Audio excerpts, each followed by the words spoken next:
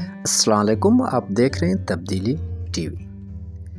آج میں آپ کی خدمت میں جو موضوع لے کر حاضر ہوا ہوں اس کا ٹائٹل یہ ہے، کیا عمران خان کو انصاف ملے گا یا نہیں؟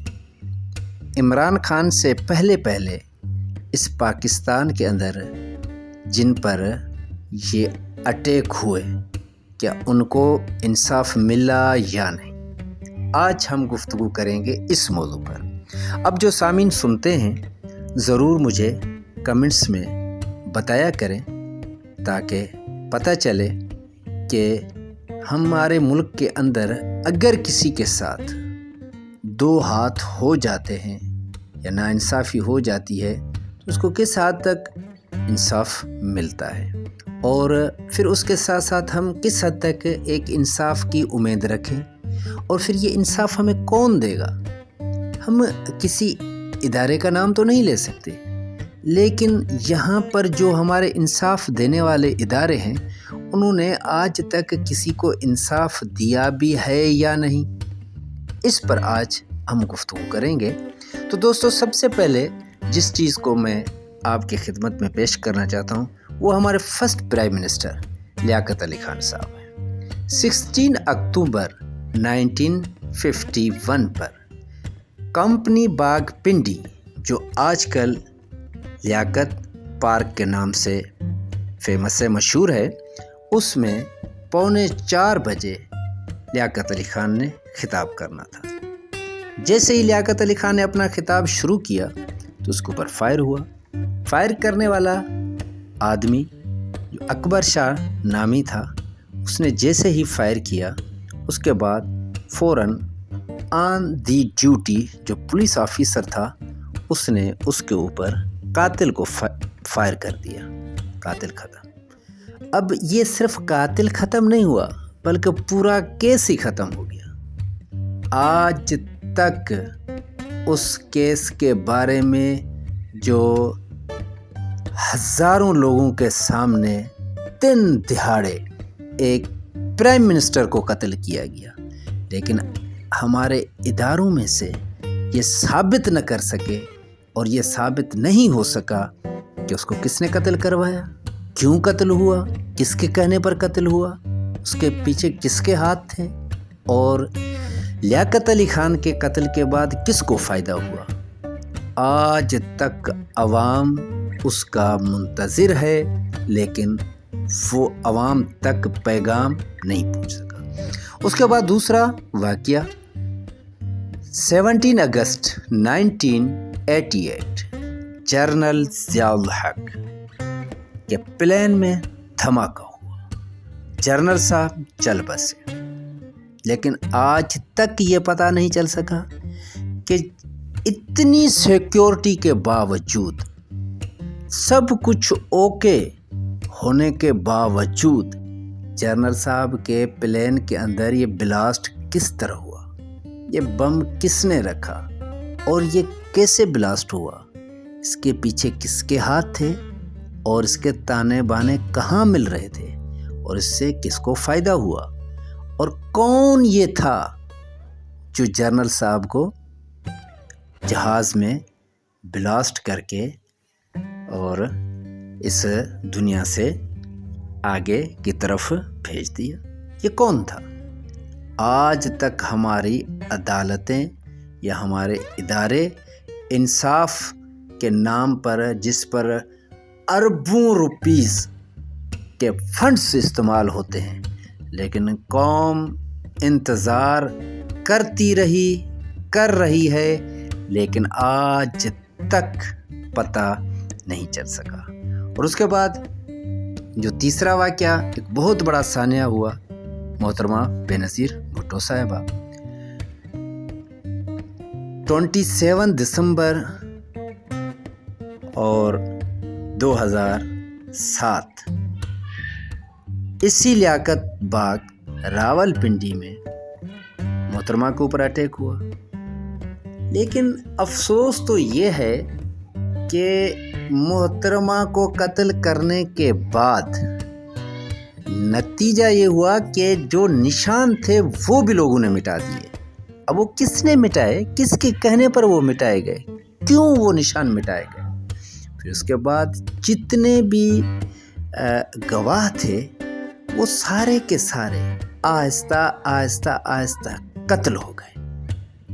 ये नौबत क्यों? और उसके बाद उसी ही पार्टी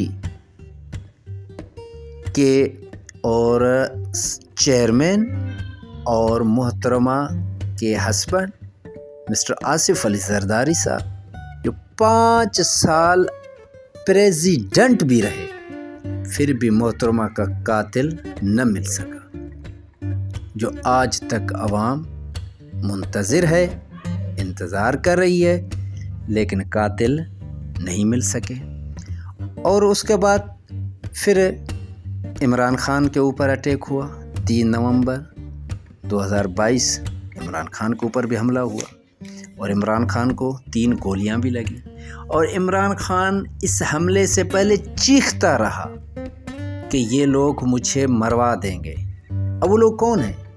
यहाँ तक कि इमरान खान ने नाम भी ले लिए, और जिसके ऊपर हमला हुआ है वो बार बार कह रहा है कि इन्होंने ही मुझे कत्ल करवाने की साजिश की है, लेकिन कोई सुनता ही नहीं है। और इसी तरह अगर देखा जाए तो इस हमले से पहले जितने भी उसने जलसे करवाए खान साहब ने, उसमें भी कहता रहा कि ये लोग मेरे ऊपर ब्लेम लगाएंगे और ये मुझे कत्ल करवाएंगे, लेकिन उसके बावजूद भी कोई इंसाफ नाम की चीज़ नहीं है। जब ऐसा माहौल रहेगा इस मुल्क के अंदर, तो फिर ये इंसाफ की उम्मीद किस तरह रख सकते हैं? और उसके साथ देखिए मुर्तज़ा भुट्टो, उसको भी, और शहनवाज को भी, उसके भाई को, और फिर उसके साथ अरशद शरीफ को कत्ल किया गया।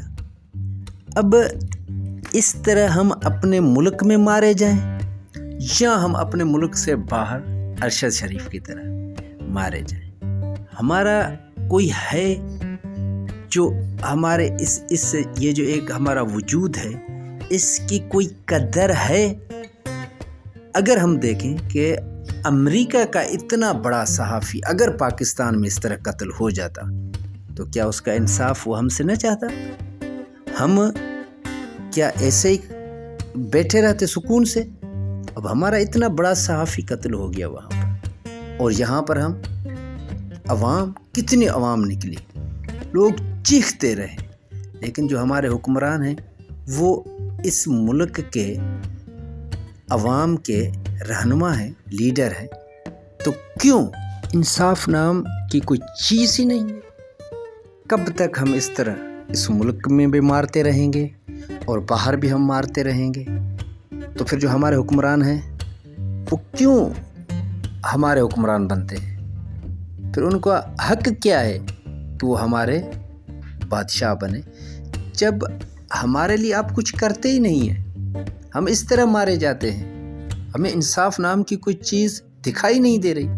जब इतने बड़े, यानी एक जनरल का कत्ल हो गया, एक प्राइम मिनिस्टर का कत्ल हो गया, एक एक्स प्राइम मिनिस्टर यानी 2 मरतबा मोहतरमा वज़ीर आज़म बनी, उसका कत्ल हो गया, एक जनरल का कत्ल हो गया, और उसके बाद एक और एक्स प्राइम मिनिस्टर यानी इमरान खान के ऊपर हमला हो गया, और इतने बहुत बड़े सहाफ़ी का किसी मुल्क में कत्ल हो गया, उसका कोई इंसाफ? जब ये इन लोगों को इंसाफ नहीं मिल सका, तो एक आम जो पाकिस्तानी जो बेचारा तड़प रहा है, उसको इंसाफ कैसे मिलेगा? अब ये मैं फ़ैसला आप पर छोड़ता हूँ। अब आप मुझे बताइए, तो क्या इमरान खान को इंसाफ मिलेगा या नहीं?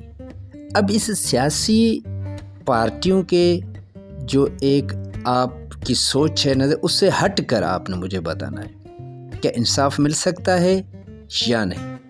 मिल सकता है तो कैसे मिलेगा? आप ये ज़रूर मुझे कमेंट्स करेंगे और बताएंगे। और इसके साथ साथ एक छोटी सी रिक्वेस्ट है कि हमारे इस चैनल को ज़रूर सब्सक्राइब करें, ताकि हम इस तरह की अहम خبریں اور تجزیے آپ تک پہنچاتے رہیں۔ والسلام علیکم رحمۃ اللہ وبرکاتہ۔